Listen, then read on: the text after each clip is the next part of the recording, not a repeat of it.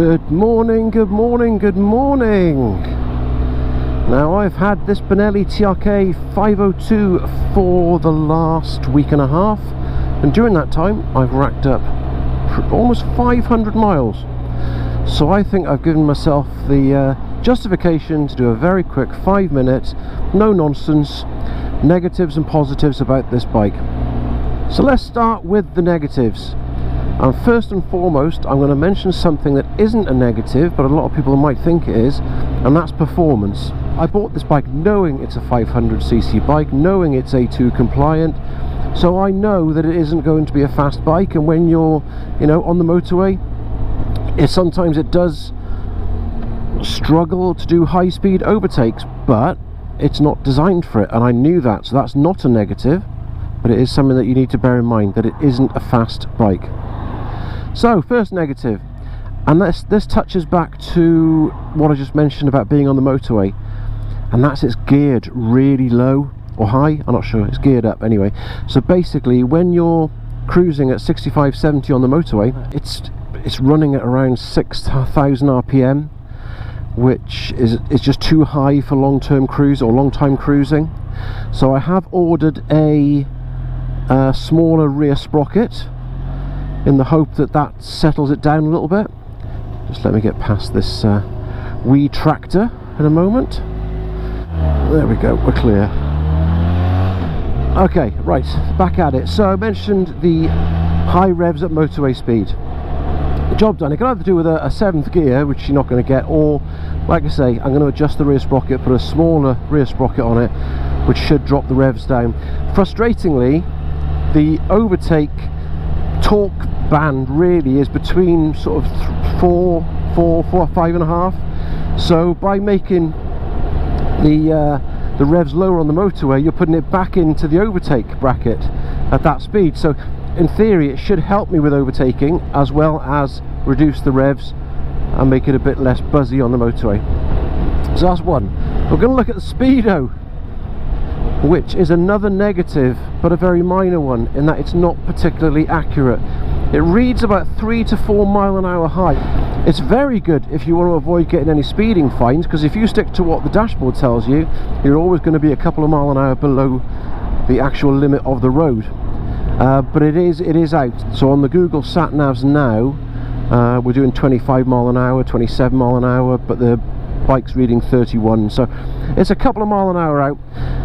Third thing that's a bit of a negative is because of the design, I don't know if you can see it, the design of the fuel cap, you can't get one of those click lock tank bag setups, so you have to get a magnetic one. I don't like the magnetic ones or the strapped on ones. I like the click lock ones, but you can't get it because it doesn't have a bolted in fuel cap, which is a real shame. But that's a very minor one because you don't really need it. You've got plenty of luggage space on this. I did buy a little bag that goes across the front there for all me important bits and bobs that I need while riding, so there's no huge issue, but I would have liked to have had a click lock bag available for this bike. Maybe in the future, maybe they'll design something. And the last negative that I've picked up on this bike, which is a negative about most motorbikes, is that it's sometimes a bit difficult to find neutral. Now most motorcyclists have come across this in the past on all makes and all manufacturers and all brands and all models of motorbike. I had a Ducati Monster which had 5 neutrals, one between each gear, and I found every single one of them every single time. So I get it, it's the way the gearboxes are designed, but it is sometimes, like I say, in the week and a half and the 500 miles that I've owned it, maybe 3 or 4 times I've struggled to find neutral, but it's nothing major. It's nothing to worry about. It's just one of those things you get used to, and as you get used to the gearbox, you'll get used to finding neutral a bit more. So those are the negatives. Nothing really major there, nothing really that's going to cause any huge problems. It's just a case of tweaking and titivating to make it suit you with regards to the motorway speed, the cruising speed, stuff like that. Positives.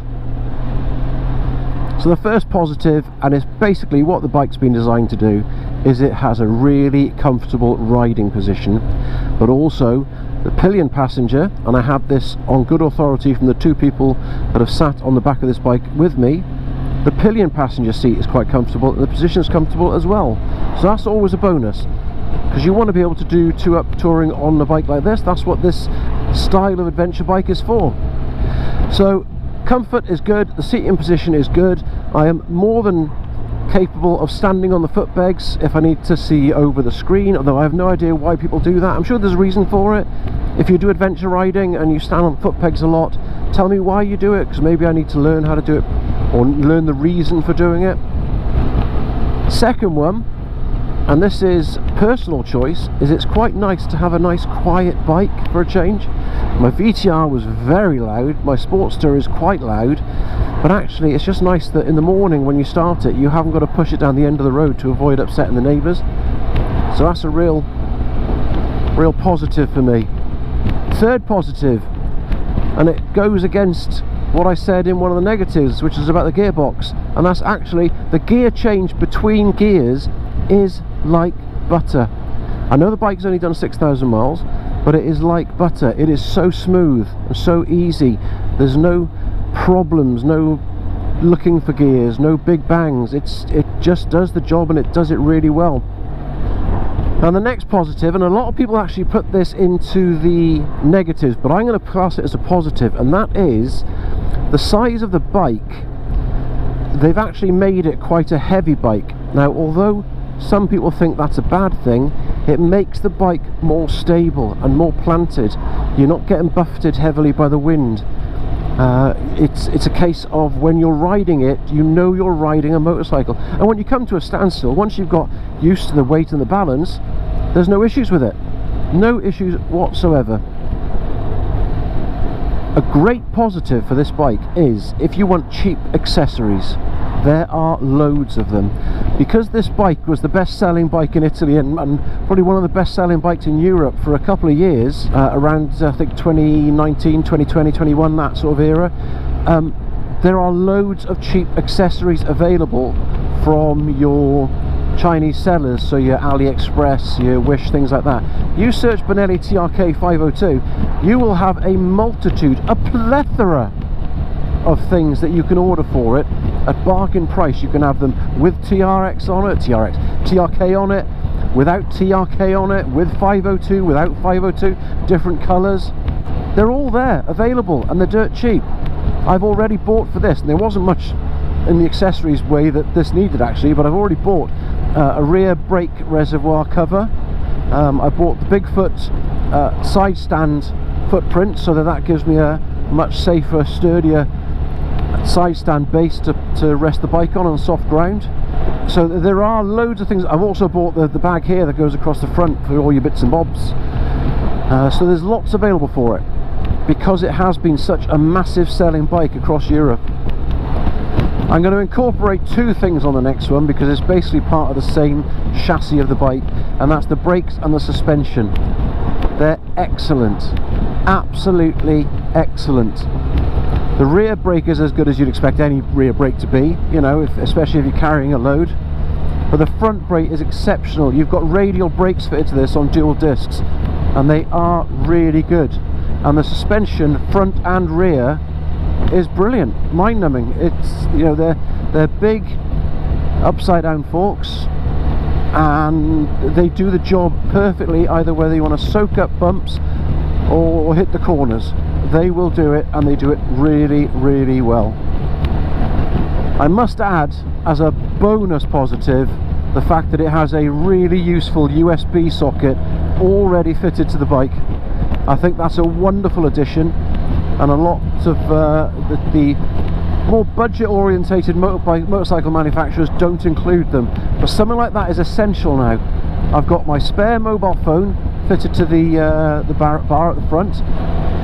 It's got Google Maps running. It's constantly plugged in while the engine's running, so I'm never going to get lost, he says. It constantly is powering it up, so if you are going on a long journey or a long run somewhere, then you've got every opportunity to get your directions powered up for the entire journey, because while the bike's running, so is the power to the USB socket. That's a winner, a real winner these days. I just need to quickly add in one more positive, and that's the mirrors are amazingly good. They don't vibrate, they've got a huge amount of vision, barely see my elbows in them, and I think that's a real win these days.